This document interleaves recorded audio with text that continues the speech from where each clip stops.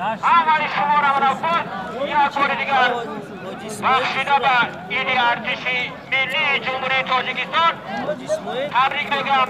دیگزار همیشه تاجیکستانی ما همیشه آباد باشد. ارتش جوان و توانای ما دارید در خطی سرحد محافظتگری ما باشد. من همی خدمت من این سرحدشان است. خدمتشانی هر دست که ما در خانه آرام و آسایشته زندگی داریم.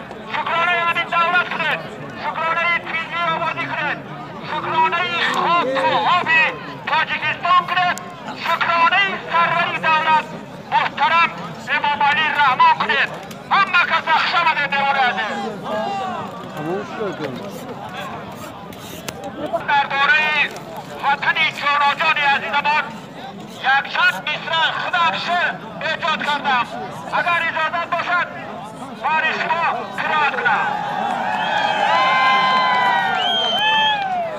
من نفس آزاد گیرم از هوای این وطن، میدهم مردانه جانم از برای این وطن.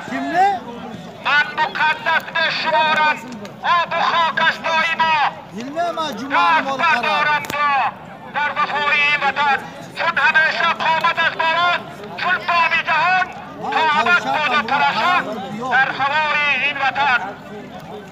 عبدالسعید تصدیق کرد این سرزمین بهبها، شعر میگویم بودم من در وفای این وطن.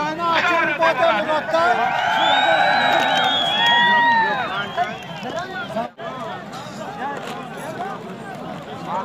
مارم شما غمگین شده.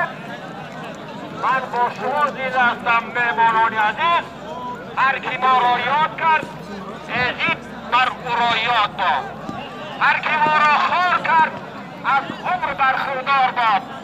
هر کی در راه ما خار شکند از دشمنی، انقل از باقی او کس بشکفد به ها باد. در دولت دست ما را بر کسی گردی غبار، هر کی ما را رنجه دارد راحتش بسیار باد.